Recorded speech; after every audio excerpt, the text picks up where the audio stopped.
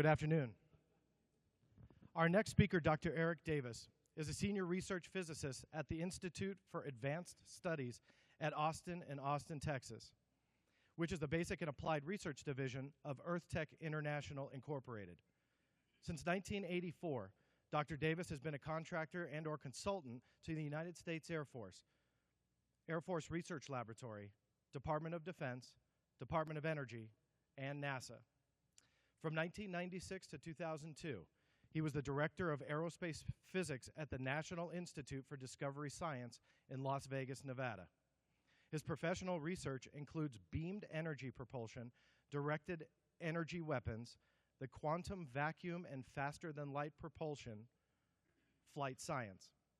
Dr. Davis is the co-editor and author of the peer-reviewed academic research monograph, Frontiers of Propulsion Science, published by the American Institute of Aeronautics and Astronautics Press in 2009. He also authored and co-authored numerous Air Force and Department of Defense technical reports, peer-reviewed symposium and technical journal papers, chapters in books, and conference papers. He earned his PhD in astrophysics at the University of Arizona in 1991 and did his graduate work on the Voyager 1 and Voyager 2 missions to the outer planets while at the Lunar and Planetary Laboratory and the Department of Physics.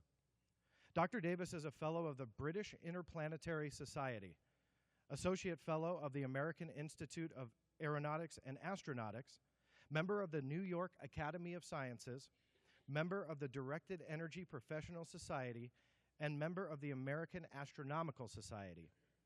He is on the international editorial board of the Journal of the British Interplanetary Society, an advisory board member of the Tau Zero Foundation, a member of the 100-Year Starship Study Science Advisory Board, and a member of the Icarus Interstellar Technical Advisory Board. Dr. Davis has appeared in or contributed to many American and BBC television and documentary film projects, as well as many popular science news articles on interstellar flight and faster-than-light propulsion.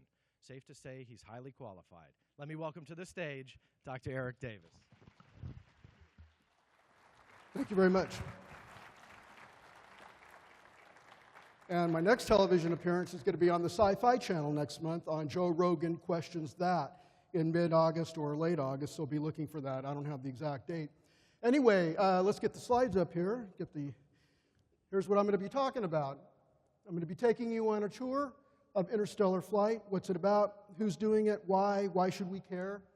Why interstellar flight? Interstellar flight organizations, the Transgalactic Travel Guide, and advanced propulsion limitations. Then I'm going to give you Einstein's ground rules for relativity. I'm going to make you all warp drive experts in 2 easy lessons.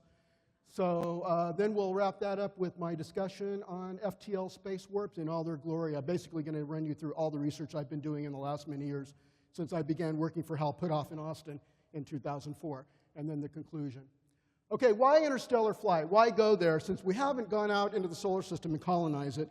Well, basically the human race is subjected to multiple existential threats in the form of extinction events. You've got climate change, you've got geological disruptions of well-known volcanoes, supervolcanoes, earthquakes.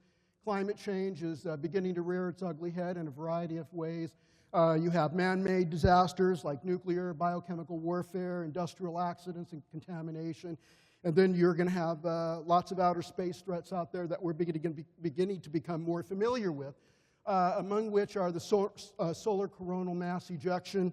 You have the Carrington event back in 1859, the Hydro-Quebec electric grid that took place in 1989 that shut down the electrical regional power in Quebec.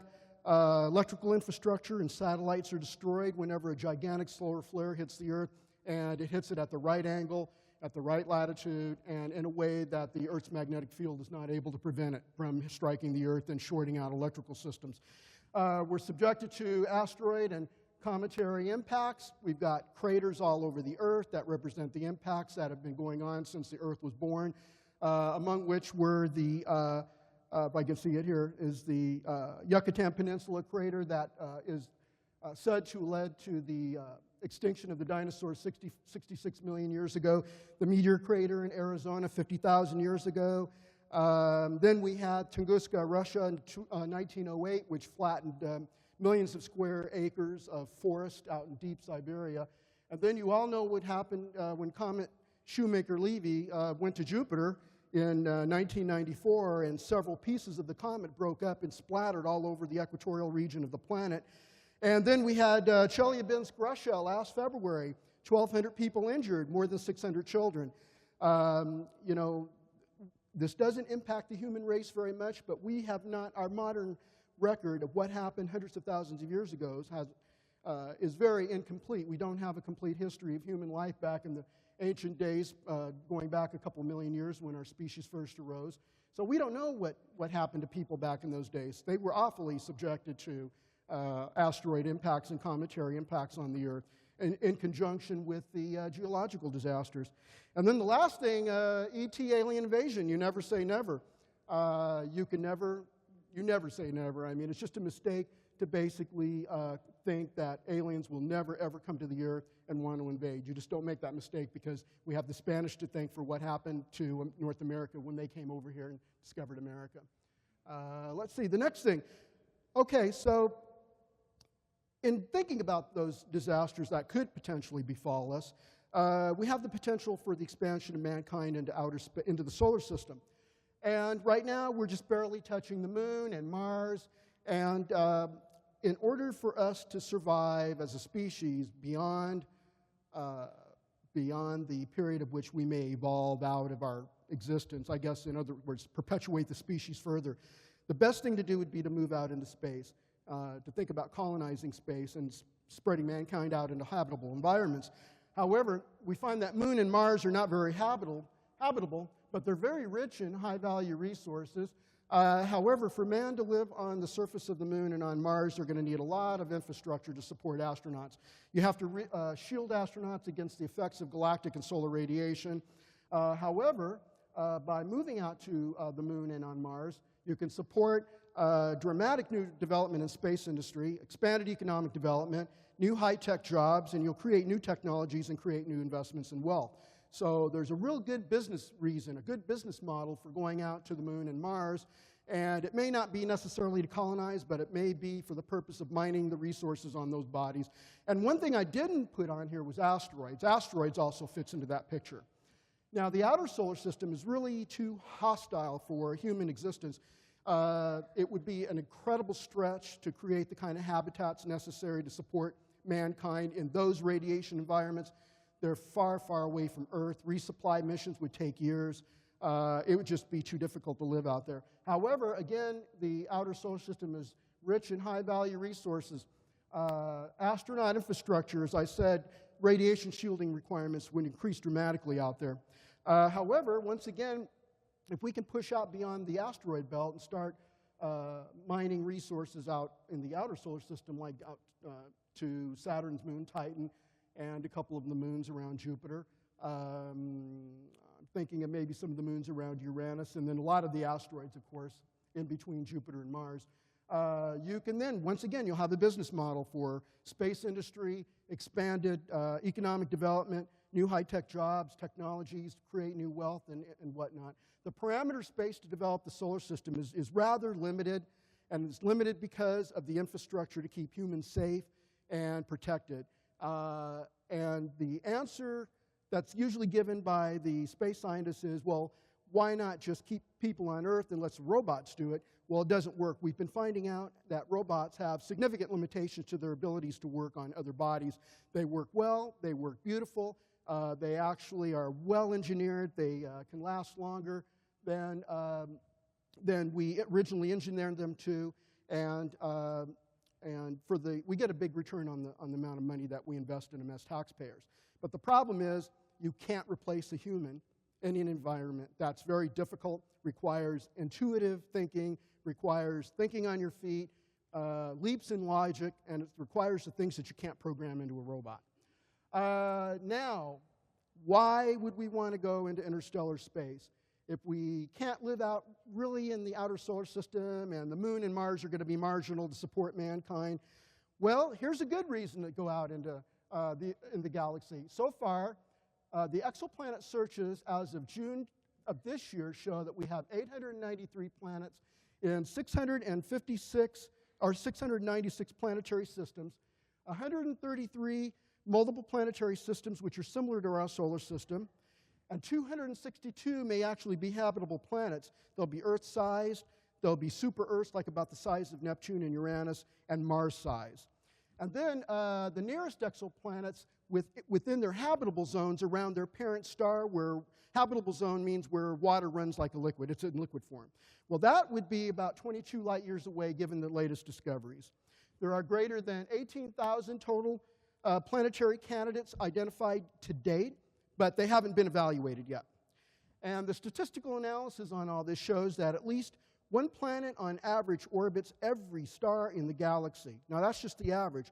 That implies that there's an estimated 100 to 400 billion planets in the galaxy, and 17 billion of them are Earth-type planets, and many more exoplanets are freely floating. They don't have a parent star. They're just orbiting the center of the galaxy right now. So the total number of planets that we can estimate now is that there are more planets than there are stars in the galaxy.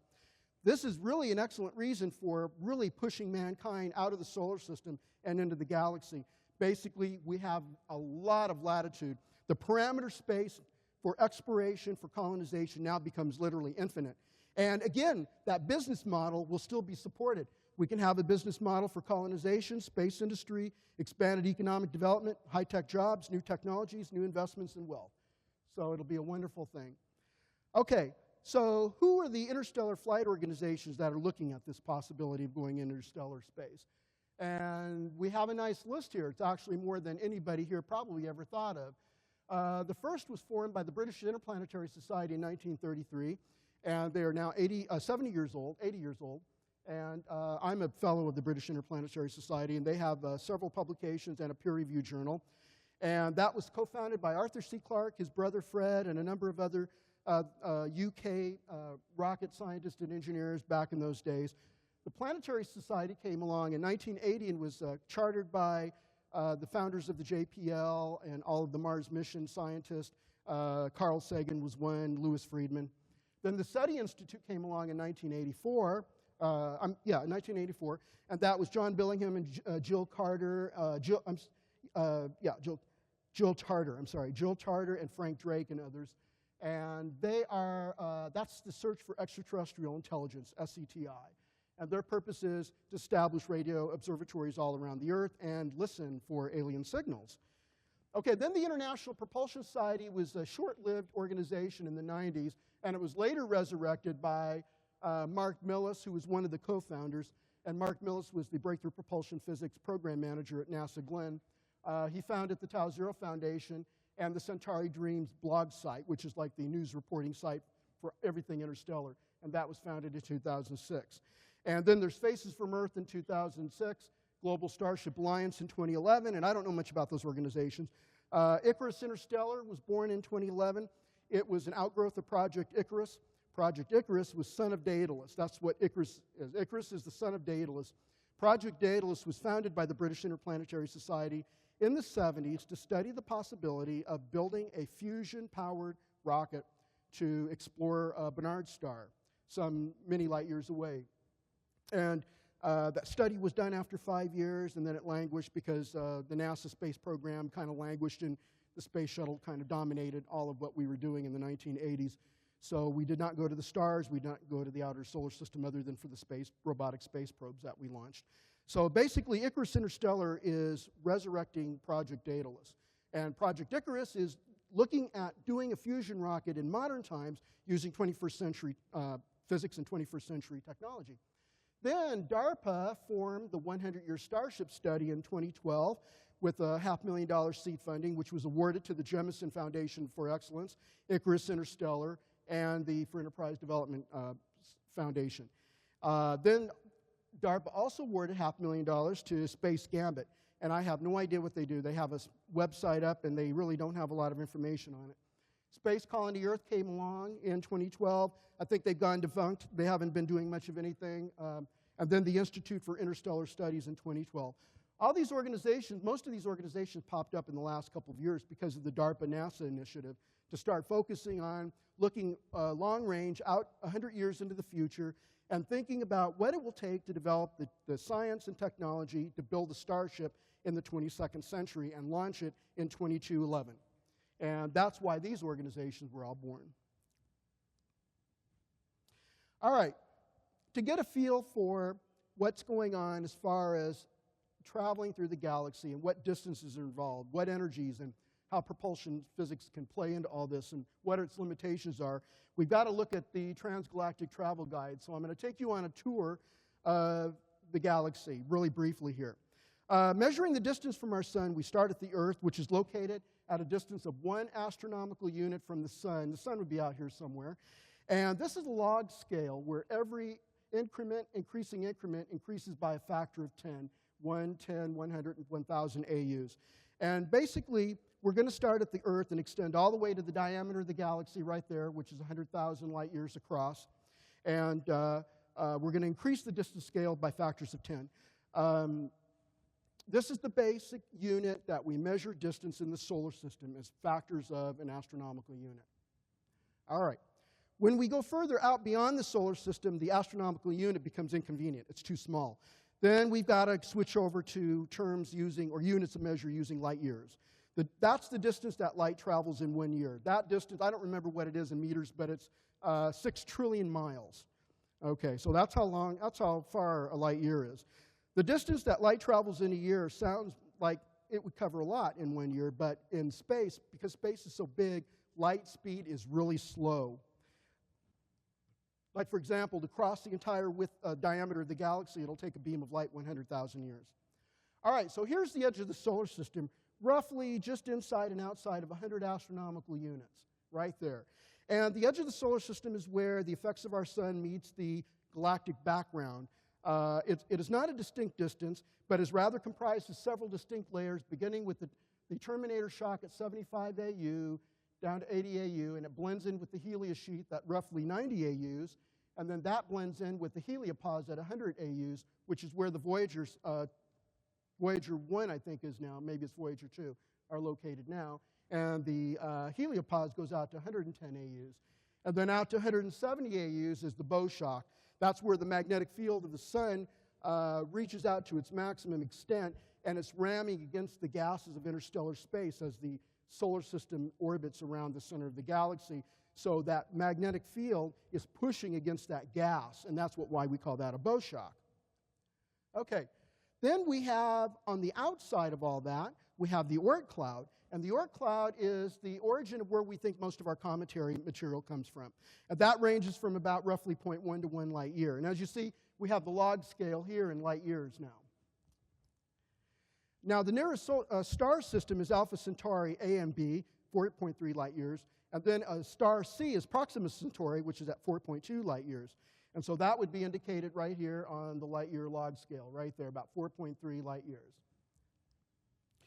Now, the nearest habitable planet, given what I just showed you earlier, it is not yet quite known where the nearest Earth-like habitable planet will be found. But preliminary estimates suggest that the location of habitable planets might lie within this probability distribution calculated by my colleague in Italy, Dr. Claudio Macconi. And it looks like it peaks just around 70 light years away. So now the reason why that this distribution is broad like that represents the fuzziness in our knowledge of exactly where a habitable Earth-like planet is really going to be. It's going to lie somewhere in here. And as we gain new knowledge from the Kepler space satellite and discover more habitable planets, we'll be able to tighten that band up and get a better measure. The nearest extraterrestrial civilization, are we alone in the galaxy? And if there are other civilizations in our galaxy, are they even farther away than the nearest stars, or could they even be closer?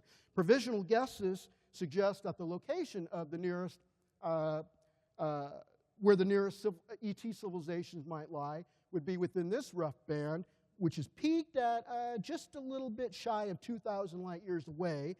And so thus this band is out here, running from roughly several hundred light years out to about 10,000 light years distance. We just don't know yet.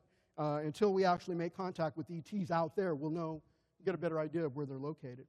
Okay, so this is the Transgalactic Travel Guide, and here now we have the logarithmic scale on time, starting from a week, month, year, on up, all the way up to 100 million years. And this isn't the logarithmic next step. This is halfway up above that, and that's the 5 billion year mark. That represents the age at which we expect the solar system to die, when the sun dies and the solar system is gone. Now, here's what's interesting about this. If you want to understand how long it will take you to fly out to any of these interesting locations in the galaxy, you're going to have to decide how fast you're going to go. What propulsion system, what propulsion physics are you going to have to help you get there? And so we draw these diagonal lines like this. And these represent fractions of the speed of light. And here is the speed of light right there. Okay, now the present Voyager spacecraft are moving at 0.00006 times the speed of light. The next line below it is 0.0001, and the next line here is 0.001, and then 0.1. There's 1/10 the speed of light, and that's the speed of light. Now, to get an idea of how long it will take you to get to one of these destinations at any one of these chosen speeds, all you do is just choose your destination. So let's say we're going to go to Alpha Centauri at 4.3 light years, and at the speed at which Voyager 1 or 2 are moving right now at 0.00006 times the speed of light, now move left. And you'll see it's going to take, from here, I can't see it very well here because it's blurry. It looks like it's about 10 to the 5, 10 to the 4. It's going to take about 100,000 years. Okay. So it's going to take 100,000 years for Voyager to get out to the nearest star systems right there. And if you go faster, if you have a rocket that'll get you there faster, let's go at 0.1c. Then if you want to go to Alpha Centauri at 0.1c, you're going to go down here and you're going to go left, and it'll take you just several decades to get there. And if you can move at the speed of light in some kind of a photon rocket, then you can go from here down to there, and you see at the speed of light, it'll just take you several years to reach 4.3 light years. And of course, the farther away you go at the speed of light, the longer it's going to take you to get to the farther destinations. If you want to go faster and get to these destinations at shorter time periods, then you're going to need to be in this region. And that's the region where you're going to need a breakthrough propulsion physics that'll jump the light speed barrier. Okay, very quickly, this is a three-dimensional chart just to give you an idea of how the Newtonian rocket equation really constrains rocket technology, even advanced antimatter rockets. How much propellant? This is the propellant required to fly a space shuttle orbiter out to Alpha Centauri at 4.3 light years. This axis is the propellant mass that you're going to carry in the fuel tank. And you see it's 10 times the orbiter here, and it goes up to the number of supertankers, the mass of the Earth, and the mass of the Sun at the top. Now, on this axis, you're going to have the better rockets. That's the rocket efficiency measured by specific impulse. Specific impulse has units of seconds. That's not units of times. It's just the mathematical units work out so that you have units of time in seconds. So the Orion rocket is a pulse nuclear bomb where you have little miniature nuclear bombs going out the rear. They explode, and they exchange their momentum with the pusher plate that pushes the rocket forward. The specific impulse is roughly a few thousand seconds. ICAN-2 is a hybrid antimatter fission rocket with a specific impulse of maybe about 10,000 seconds. And then here's a specific impulse associated with nuclear fusion rockets or advanced ion engines at 50,000 seconds. Okay, so then here's how you figure out what kind of fuel you're going to need. This is your flight time. So you start at 50 years, 100, and 500, and 1,000-year trips out to Alpha Centauri. So if you're going to take a 50-year trip out to Alpha Centauri using a space shuttle-sized craft, and you're going to use the Orion microfission bomb rocket, you're going to need to go up and over, and you find out that you're going to need the mass of the Sun in your fuel tank. So that's really hard. Okay, that means you're going to have the mass of the Sun in little tiny atomic bombs in the back of the crew cabin. All right, if we're going to talk about going with a high specific impulse rocket like 50,000 seconds, then basically that number is actually going to drop quite a ways. To get to 50,000 seconds, you'll go from here at 50 years right there, and you'll see you'll need roughly 10 times the orbiter's mass in fuel. So this is looking really good, but you're still limited by light speed. You can't reach the speed of light, and so you're still going to take 50 years. Now, if you take longer trips, Now, here's an advantage of the rocket equation is if you're willing to go multi-generational star flight, whereas you'll have an astronaut crew that'll take off, they'll reproduce, and every generation gets reproduced on a world ship, and they'll live out there for hundreds or thousands of years, you'll see that the fuel requirement is going to drop dramatically no matter which specific impulse you choose. And so once you go out in these 1,000-year missions, your fuel requirements begin dropping off and getting into more reasonable regimes. But still, this is a lot of fuel. Okay, so what kind of rockets can we have? This kind of chart actually shows you the type of advanced propulsion that we have available right now that's viable to do. You have electromagnetic catapult, the NERVA nuclear fission rocket, then you have the Saturn V, advanced nuclear electric propulsion. That's an advanced nuclear powered ion rocket. Then you have an advanced fission fragment, fusion rockets, fusion ramjets, laser propulsion, and then an antimatter rocket. Now, how fast do those go? Well, just choose one and then go across horizontally to this axis, and that's their flight speed in kilometers per second. Or you can go on this axis, and this would be their flight speed as a fraction of the speed of light. So let's just choose a matter-antimatter annihilation rocket, the very top one, and its maximum speed is roughly half the speed of light.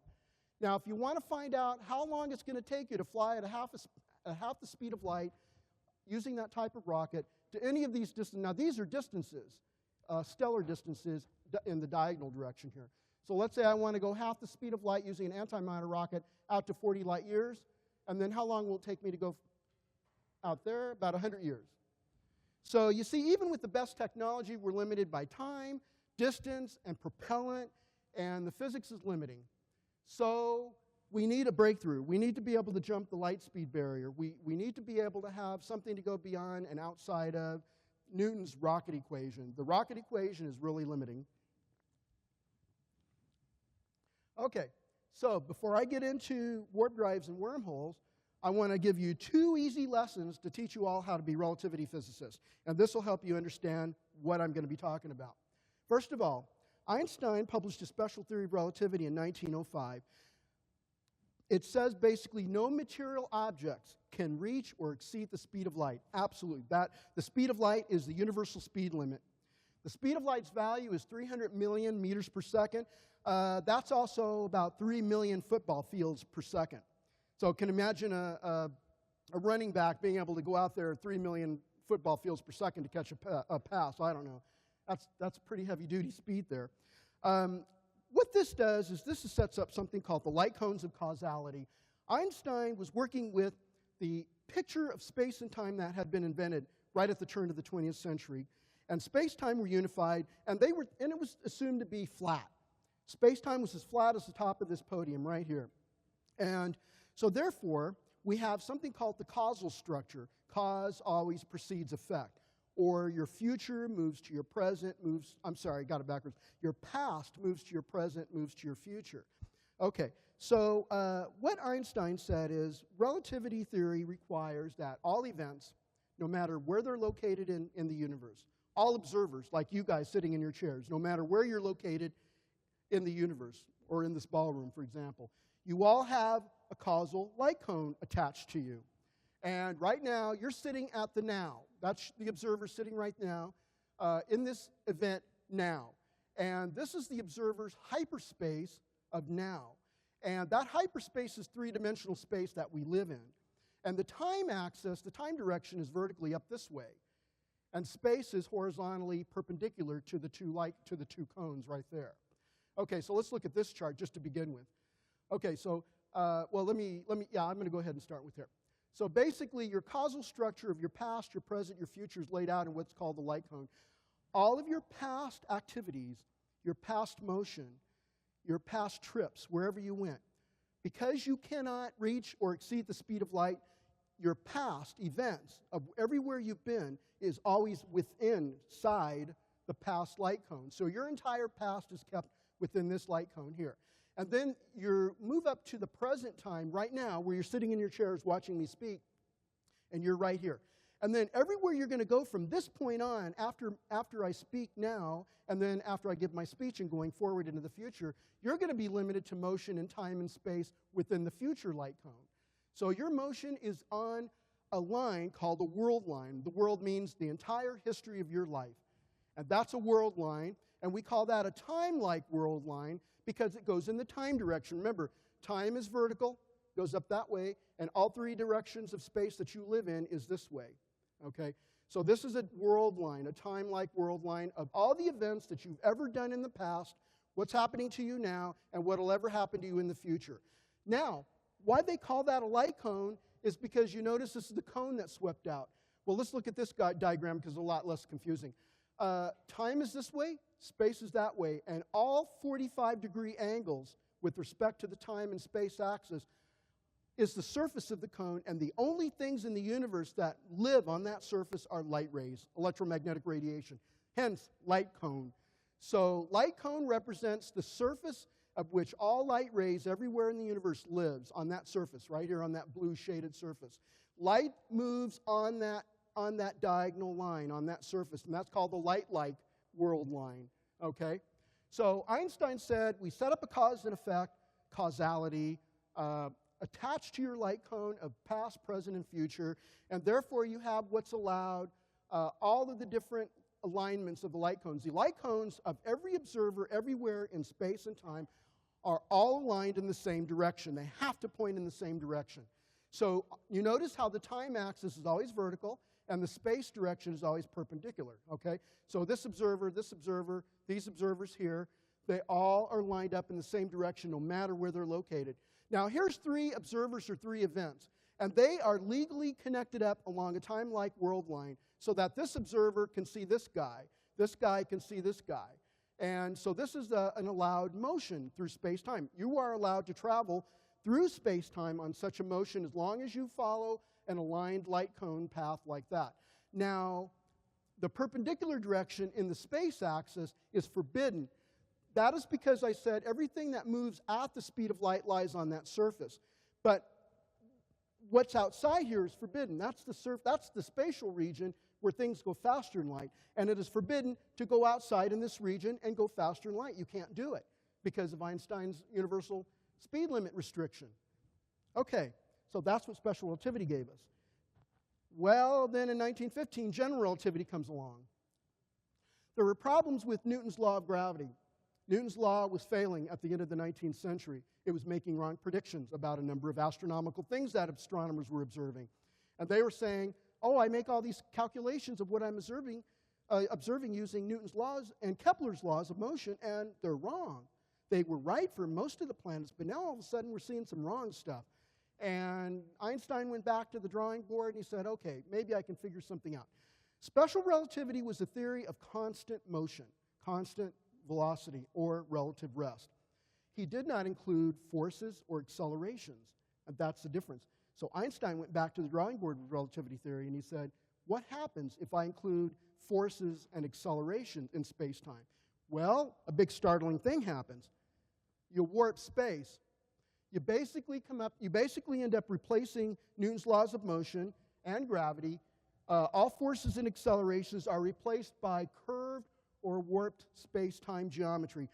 Picture space-time again as a flat surface, but it's more like a stiff rubber sheet. You put a heavy ball in it, or a bowling ball, or a lead ball in it, or even the planet Earth right there, and that heavy mass will bend the space-time around it. And you see that bending right there. See, the space is flat out here, but the Earth is rotating around, and it's bending space in because of its big mass. And because the Earth rotates, it's also dragging it. Think of space-time as like a rubbery sheet molasses. So when you have a rotating star, planet, or galaxy, that rotation causes space to drag around it. That's called frame dragging. So that's what Einstein discovered. What you think is a force, what you feel is an acceleration in your car or in a plane or in your emotion is not a real force and it's not a real acceleration. Instead, it's curvature. This curvature. This is the gravity that holds you on the planet Earth. There's this curvature right there. That's what Einstein discovered. And what's wonderful is it has special relativity theory already built in.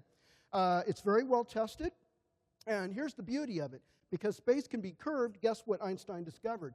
The light cones of causality are not universally fixed for all observers. Some light cones can be tilted over with respect to other light cones in warped spaces. And so here's an example of the tilting. So here's the time axis.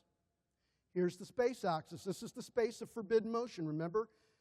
This is the hyperspace that all of your three-dimensional space is in, and your present is right there at the point in between the two cones, the past and the future. And now curved space, I'm going to bend space with some kind of fictitious mass. You can't see it here, it doesn't matter. But I'm bending space along these arrows. That's what this means. Space is curved around like that. So this observer here is going to observe this guy right there. And there's this guy right there at that point. And do you notice that his light cone is tilted over? It's really cool. His light cone is tilted over, and you notice his time direction is that way. His space direction is that way. But relative to this guy is almost moving at the speed of light. His position is such that this guy here is looking at him, and he's tilted almost 45 degrees. And remember, anything that's at roughly 45 degrees is moving at the speed of light. Now take a look at this guy. This guy is so tilted over, his future is pointed that way, his past is right here, and it goes that way, and his forbidden space region is this way. But look at this guy. This guy is looking at this guy, this first person right here is looking at that event or that person right there, and he says, wait a minute. His time-like direction, his time-like world line is pointing in the forbidden direction. That way. That means he's going faster than light. But wait a minute. Is he violating Einstein's light speed limit? No, because this guy's time axis is that way. His time-like world line is moving within the light cone. He's not violating light speed in his reference frame. In his reference frame, he is moving within the light cone. He is moving less than the speed of light. But this guy says, oh, that guy's moving faster than light, because remember, the light cone is tilted with respect to that one. And this one is another one where it's tilted almost in a 45-degree angle. This guy's future is going that way. His past is that way. So this guy sees him as going, wait a minute. This guy's future is up that way, right? This guy's future is down that way. Oh, this guy's going backwards in time. He's in a time machine. He's going backwards with respect to this guy. This guy is also going backwards with respect to that guy. See, this guy's future is that way. His past is that way. Now, he's moving in a time-like direction, right? You see, it's vertical with respect to him. So they're aligned. Their time-like directions are aligned, but the future is down for this one, and the past is up. And this guy is going kind of almost going faster than light. So that's how you go faster than light without going faster than light. You can break the light speed barrier, but relative to other observers who are not in a curved space-time. Okay, so now you've got the tools you need to understand warp drives and wormholes. Okay, Einstein's general theory predicts two types of faster-than-light space warps that give us that effect that I showed you of the curved space and the tilting light cones. First one is traversable wormholes, which were discovered by Kip Thorne and his postdocs and grad students in 1985 to 88 at Caltech. And warp drives, discovered as a solution to Einstein's theory of relativity by Miguel Alcubierre, who was then at the University of Spain, I can't remember now, Portugal maybe. Okay, I want to show you a little math, not because I'm going to melt your brains here, but I just wanted to give you an idea of what these things look like. That's Einstein's general theory of relativity, the field equations for curved space-time. This object here is called the energy momentum or stress energy tensor. That encodes the material properties of matter, like the Earth, you, chair, atoms, suns, and galaxies. So you put matter here. This is the matter that's going to bend space, and that's the Einstein curvature tensor. This is the quantity that measures the warping or bending of space. Remember what I said about warping? I don't have a piece of paper, but just take a piece of paper and bend it. That's warping, okay? I'm using that word synonymously with curving and bending. So warping or space-time curvature is represented there. This is the coupling constant. That's Newton's constant of gravity, the universal gravitational constant, and that's the speed of light to the fourth power. 8 times pi times g over c to the fourth power. Anyway, that looks like an elegant, simple equation. It's really not. It's 10 nonlinear partial differential equations with symmetry conditions and boundary conditions. It's a nasty mathematical mess, but it's a lot of algebra. So here's what Einstein's general theory says. You put a source of matter into space here, and output comes curves. Matter, curved space, and curved space tells matter how to move through curved space. Okay. Oh, I didn't talk about the last thing. Okay. Einstein's general relativity says for faster-than-light space-time geometries, to give you the space geometry of curvature that you need to make a wormhole or warp drive, requires a type of matter that's exotic. It's not like the type of normal matter that we're all made out of. And it turns out it's exotic because it violates some heavy-duty mathematical conditions that Stephen Hawking invented back in the 70s. We don't need to get into that. And the type of exotic matter is negative vacuum energy. No problem. We've got negative vacuum energy. Anything that has a negative energy density or negative energy flux is predicted by quantum field theory, and it's observed in nature. Okay, that's the taxonomy of traversable wormholes. So these are the type of traversable wormholes that you can have. And this is how they connect up with things in space. You'll have connections through space, time, and universes. You have different throats. Wormholes can have a variety of different throat shapes, like those things here. And then wormholes can also be time machines. Warp drives. Well, warp drives, you have Alcubierre's original expansion and contraction of space. Then there's Van den Broek, who modified Alcubierre's warp drive to lower the energy requirement. I'll talk about that briefly. And then there's Natario's warp drive. Natario had a different warp drive, and I'll explain that when I get to Alcubierre's warp drive. And then here are the alternate quantum gravity models of warp drive. Sonny White at NASA and myself have a extra space dimensional warp drive. And then there's one by Richard Abusi, who uses Casimir energy and extra space dimensions to fuel a warp drive. And then Hal Puthoff and myself and Claudia Macconi have the polarizable vacuum model. And I'm not going to get into a lot of those because that's pretty heavy-duty stuff. This is the basic premise of Alcubierre's warp drive. Here's the starship. The space-time grid is flat here around the starship. He feels no forces and no acceleration, no curvature. So he's going to feel the bubble of negative energy, some sort of negative vacuum energy. And that bubble is going to contract all of the space going out to the destination star, light years away, and it's going to push back all the space behind him to push the Earth farther away. And that's how you're able to go faster than light without going faster than light. This guy's not moving. He's sitting in flat space at relative rest. He isn't moving and doing anything. It's the warping of space here and here that's moving him. It's like a surfer on a surf, and the wave of the surf is carrying him toward the beach faster than light. Whereas if he was swimming through the water, he'd be limited to the speed of light, and he'd be spending a lot of energy kicking his arms and legs trying to swim to the beach. Where here, the surf on the wave is going to be pushing him faster than light. So that's how that works. And here's another representation for the Alcubierre warp drive. Here, space is flat. There's no curvature. Here's your starship. This represents the volume of space that's collapsed from your location to your destination star. This represents the volume of space from you to your departure planet, like Earth will be there, that you're pushing away from you. And that's what that represents. A traversable wormhole, this is called the Flamm diagram. And what it shows you is regular space-time right here, right there. And here's point A, and here's point B. And a light ray is going to move at the speed of light, departing from point A, and it's going to have to go all the way through normal space-time to get to point B. That's going to take a heck of a long time, because remember, space is so big that light speed is slow.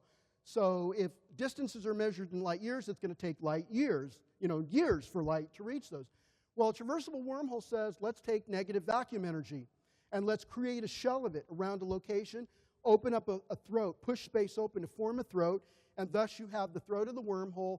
And instead of going this way, you're going to go through the wormhole, and it's like a hyperspace tunnel, a shortcut from point A to point B, and you bypass all this distance and all the years you have to travel. Instead, this could be a matter of a few days or a few seconds of trip time, and you've effectively moved faster than light. You might put on a rocket on your back, or you might walk through here at 30 miles an hour, and you will have traversed this entire 10 light-year distance in a matter of a few days or a few seconds. So even though the guy going through the wormhole did not go faster than light, he didn't reach the speed of light. He's just walking through, or he's got a rocket backpack pushing him through. He's going to be going at a slow speed. But to everybody out here, they're looking at this motion occurring, and they're going to measure him with their clock saying, wait a minute, he just jumped 10 light years in a matter of days or hours. So he went faster than light from their viewpoint. That's because the light cones are tilted with respect to here and here. So this is what a spherical wormhole looks like. If that's the sun in the background and a throat is opened up, there's a negative energy shell around here. You would see a galaxy shrunken and distorted. It's inverted. You'd be looking through. It's like an inverse magnifying glass. Here's a Stargate opened up in Times Square. This represents the Stargate solution where the wormhole is not spherical. It's got a flat door-like opening. And here's another version of the flat door-like opening there. And that's the Stargate solution. What it means is the negative energy, the negative pressures and stress are all zero in that particular case. All right, so I talked about negative energy. So what are the negative energies? Well, here's the taxonomy of exotic matter according to nature and quantum field theory. So there are all the forms of negative energy, and this is really heavy-duty physics here, so I won't get into a lot of it. But let me just say that the yellow objects here that are identified in yellow, those are observed in the lab, or we see it in nature somewhere, or it is expected to occur but is not yet observable, but it has measurable consequences that you can observe. So these are the types of negative vacuum energy or exotic matter that we have in nature. And here's the Casimir vacuum energy associated with the Casimir effect, and here are the ones that we also realize. Anything in red is fictional. It's theoretical speculation. All right. Now, to talk about how much energy does it take to power these things compared to all the propellant you have to put in a space shuttle to move it to Alpha Centauri, or all the propellant to move into an antimatter rocket or a fusion rocket, we've got to look at the reality of what the energy requirements of warp drives and wormholes are. This word total is a mistake. That's an error I didn't catch in time. This should say net negative energy to produce a spherical traversable wormhole. Our throat is the diameter of the radius. You can take your choice. The energy of the wormhole is negative. Remember, I said it's negative. 10 to the 44th times the radius of the wormhole throat, or the diameter of the throat. That's nasty. And that doesn't make it look as much better as an antimatter rocket or a fusion rocket. Now, for a warp drive, it turns out that is the total energy. The total negative energy to produce a warp drive is going to be given by the warp speed of the bubble. It's surrounded by a bubble, and that bubble has a dimensionless warp speed. It's a fraction of the speed of light, like warp 1, warp 2, warp 3, so forth. R is the radius of the warp bubble, and sigma is the inverse of the bubble wall thickness. So that's the negative energy. Negative 10 to the 44th times the square of the warp speed times the square of the radius of the bubble times the inverse thickness of the warp bubble wall. That's nasty. That's a lot of negative energy there, and I'm going to show you some numbers. General relativity constrains warp speed to be less than or equal to this number given here. M ship is the mass of the starship, delta is the thickness of the warp bubble wall, and R is the radius of the warp bubble wall, of the warp bubble. It just says that and there's a condition that the net total energy stored in the warp bubble cannot be greater than that contained in the starship itself. That's to maintain energy conservation. Okay, so here's the Bonfire of the Realities. Now I'm going to take those negative energies of a wormhole and divide it by the speed of light squared. That'll give me an equivalent negative mass. I want to use an equivalent mass to show you the comparison of how bad the magnitude of this negative energy really is. For a wormhole of a radius of 1,000 meters, you're going to need negative 710 times Jupiter's mass. Equivalent. Remember, it's really energy, but I turned it into mass units. For a wormhole of 10 meters diameters, it's negative 7 times Jupiter's mass. And for 1/100th of a meter, 0.01 meters, your wormhole energy requirement is going to be negative 23 times Earth's mass. So here's Jupiter's mass in kilograms, here's Earth's mass in kilograms. And this is really ugly. Warp drives. Okay, well, it's even bad for warp drives. Here's the warp bubble speed, the speed at which the warp drive is relatively moving with respect to non-moving observers. So you got warp, what is it, 10 to the negative 5, 10 to the negative 4, 0.01 warp, 0.5 warp, warp 1, warp 2, warp 10, and warp 100. Those are fractions of those are multiples of the speed of light. Take a look at the energy requirement. Look at the size of those numbers. Negative, all of those are negative, of course, and look at the power on the 10 and compare it with the positive mass energy density, the total mass energy of the sun in joules. That's in joule units. This is pretty bad. So what do? Well, there's some options. And I didn't mention one thing about wormholes. reason why I said that was net energy, not total, is because the total energy of a wormhole can be positive, 0, or negative, depending upon how it's constructed. And I showed you an example of a zero-energy wormhole. That's the Stargate solution. Okay, so there's some alternatives. We have my colleague in Longview, Texas, Richard Abusi, got his PhD at Baylor on this. You use negative Casimir vacuum energy in extra space dimensions. This comes from superstring theory. And it turns out that if you apply that to a warp drive, you can get the energy down to negative, the equivalent negative mass of Jupiter. And that's a lot lower. That's about the size of a wormhole, of a wormhole energy requirement. However, these guys found that, Richard and his colleagues found that there's going to be a maximum quantum speed limit for warp drives. It'll be 10 to the 32 times the speed of light. That's 1 followed by 32 zeros times the speed of light. But for all intents and purposes, that's pretty huge, that's pretty big. Harold White, that's Sonny White, my colleague at NASA, we found a way, both of us, I gave him this idea to do the study, and he looked at taking the warp bubble and pulsing it at high frequency so that you can lower the energy demand on average, and you crunch all your energy into a peak pulse width spaced out in very short time intervals. That's what we do in directed energy weapons. That's how you create high-powered laser weapons. A laser like this is powered by batteries. This thing won't be able to produce megawatt power, but I could produce megawatts of peak power if it's pulsed up to megawatts, and the average taken over time is going to be very low energy.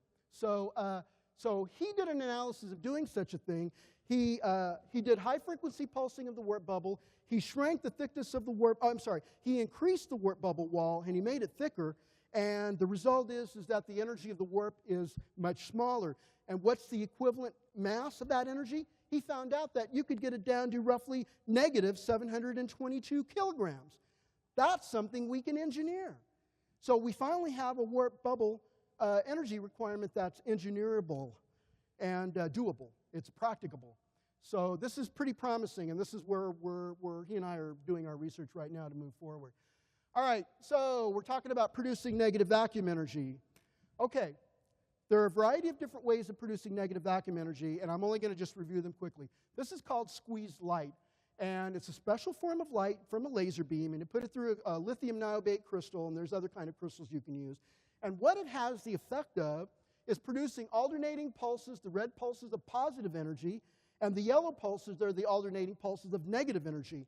And if you have some kind of a fast rotating mirror, you can separate out the positive pulses and the negative pulses and concentrate the negative pulses right here, and that would be what you'd use to build your wormhole or warp drive with. Another way would be a series of, not three, but a whole bunch of these photon emitters, and you'll combine all of their photons into a manifestly negative pulse of energy in a beam. And that's just a device that does the switching. We can't realize rotating mirrors like this. This mirror has to rotate once every 10 to the negative 15 seconds. But with the sodium gas cell, we can do an effective mechanical rotation electrodynamically here in the gas cell much faster than that. So this is how you would implement a rotating mirror. The Casimir effect. Two plates, like a capacitor plates, block out the outside vacuum fluctuations in the quantum vacuum, and what's left is a reduced state energy inside the plates. And here the energy happens to be negative. And it's very weak, it's not usable, but it exists in nature, and we routinely make these in lab. This is a mirror, and if you take a mirror and you accelerate it rapidly through space, it will excite the quantum vacuum fluctuation and create a flux of negative energy. A beam of negative energy will be emanating from in front of its motion. And the best one that we've identified in the last 4 years is a parabolic cylindrical mirror, just like these that are used for solar thermal energy converters. The idea is that you put this in the vacuum of space, and it's going to focus all of the vacuum fluctuations that strike the mirror. They're going to focus along the focal line of the mirror. And Larry Ford at Tufts University did a calculation with his colleague Svader, and they figured out that the energy of the vacuum fluctuations that collects on that focal line is negative. And not only is it negative, it's astronomically negative.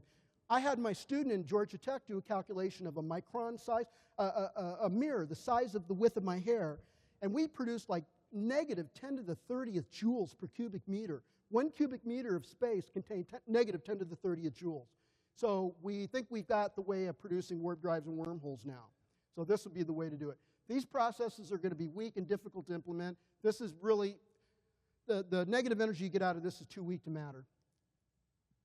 Okay, if you're going to build a warp drive and a wormhole, you need to be able to detect the negative energy. It's like all radio engineers and light engineers. You have devices that detect the light, tells you how intense and bright it is, what its wavelength is. Or you have radio detectors, radio receivers, that'll tell you FM or AM radio signals, what the broadband wavelength is, and blah, blah, blah. Okay, well, we got to have that for negative energy, and we implement that using what's called a balanced homodyne detector, which were invented in the early 80s for the purpose of measuring the states of non-classical light. I'm just going to say basically it's, remember that previous graph, that previous thing I showed you, squeeze light? Okay, well, the balanced homodyne detector was specifically invented to measure this, to see the alternating pulses of negative and positive energy.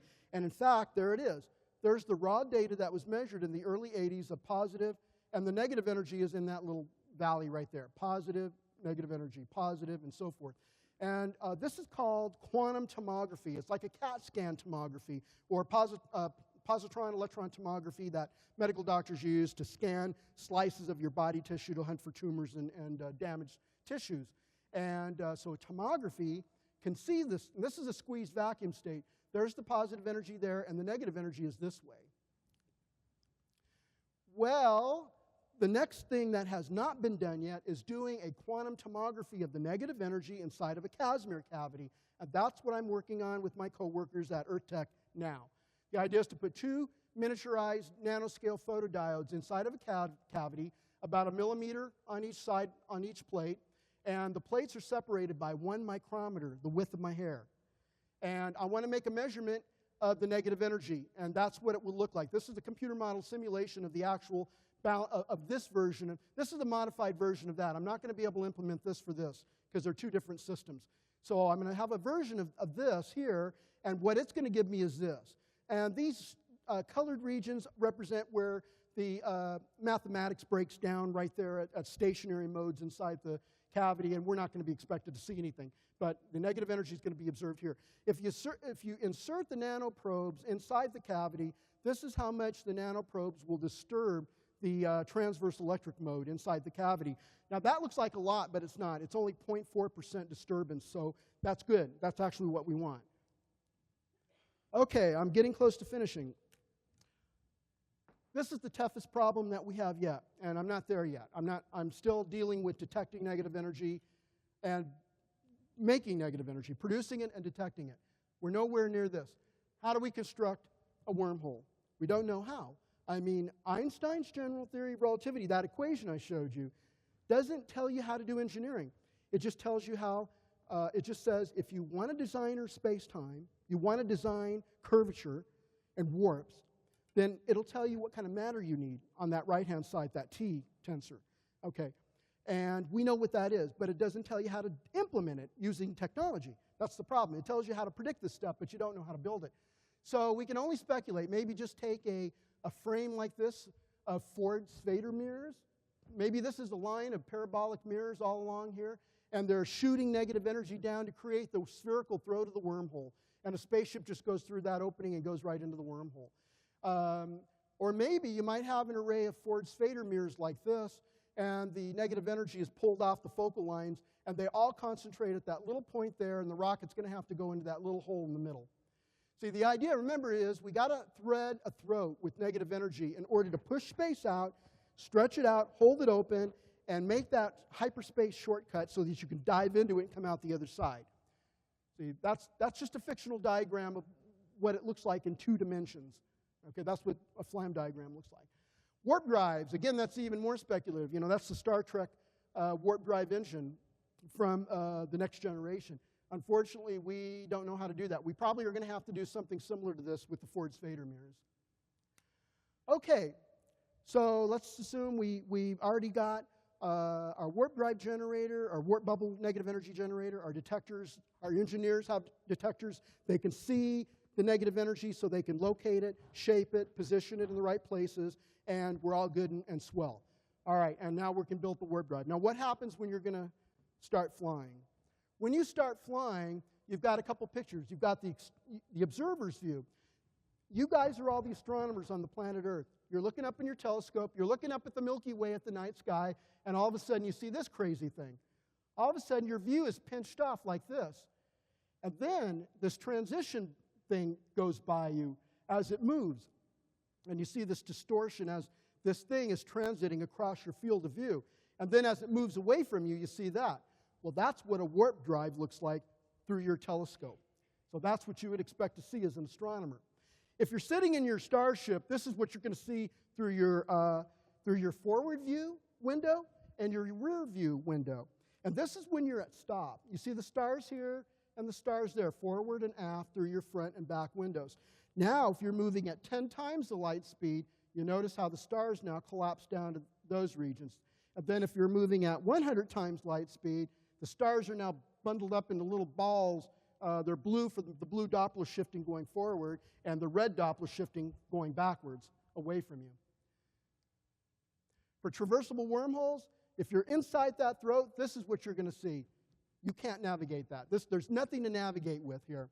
You're going to have all this distorted light. That's all going to be shoved around and distorted by the negative energy that's holding up the throat. Negative energy is gravitationally repulsive. See, all of us are made out of positive energy, like this, the atoms in our bodies and the floor and whatnot. That's gravitationally attractive. That's why the moon, the positive mass of the moon, and the positive mass of the Earth are gravitationally attracting. But negative energy is repulsive. It pushes things away, so light gets just pushed away into these distorted shapes here. Okay, well, we come to the conclusion. So what do I have left to do? I've given you the grand tour. And right now, Earth Tech, which is my employer, we're looking at the critical technology issues, and we've started an experimental program to produce negative vacuum energy in large amounts. And what's important is the scalability of present technologies. Can we scale up negative energy generators that I showed you up to large sizes? Can we explore new ways to produce it? Are there other methods to produce negative energy other than the Ford-Spader mirror? Can we scale those methods up? And then we're going to look at the Ford-Spader mirror itself, the parabolic cylindrical mirror, and maybe even new advanced laser photonics to maybe find new ways to increase the amount of negative energy that a pulse laser can produce. Detecting negative vacuum energy, that's pretty much what I described, was the balanced home dye detector in a Casimir cavity. That has not been done yet. After all these decades, since 1981, when IBM first developed the balanced home dye detector, no one has measured the negative energy in a Casimir cavity. So I'm the guy who's going to do it. I didn't predict it. A colleague of mine who's he's a Polish physicist. He's a postdoc at the University of Duisburg-Essen in Duisburg, Germany. And he published 2 peer-reviewed papers describing the balanced home dye detector needed to do a Casimir cavity experiment. And I'm collaborating with him. I brought him out to Texas, and he visited with us over the 4th of July holiday in 2011. And we are working on building his experiment to test it.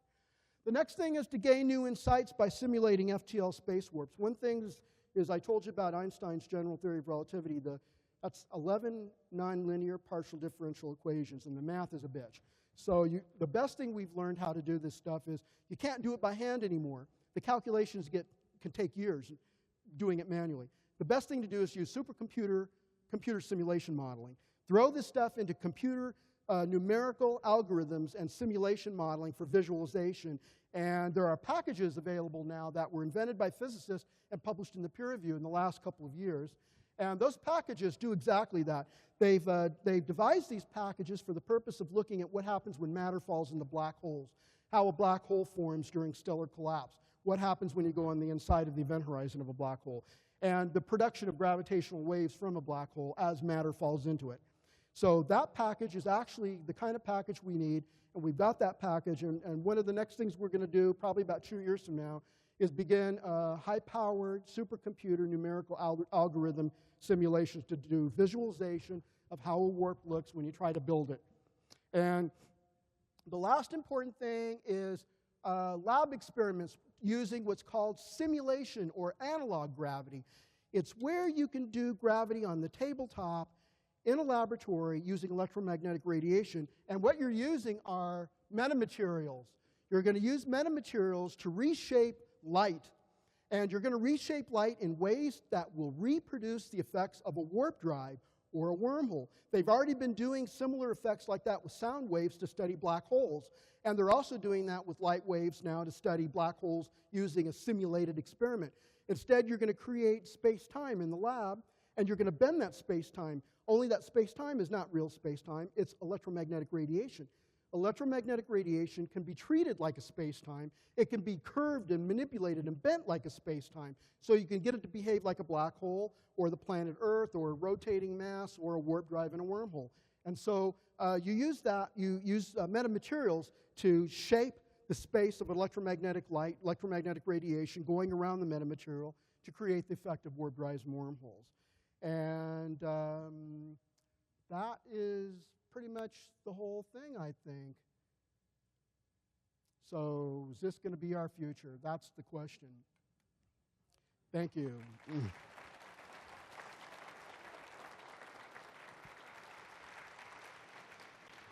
Okay, do the questions over there. Yeah. All right. Thank you, Dr. Thank you, Dr. Davis. Is this on? No, thank you. I can't even hear. Thank you, Dr.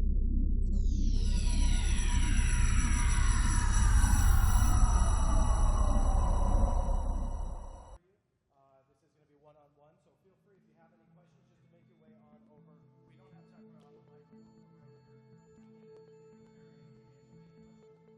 How you doing? John, good to see you. Yeah.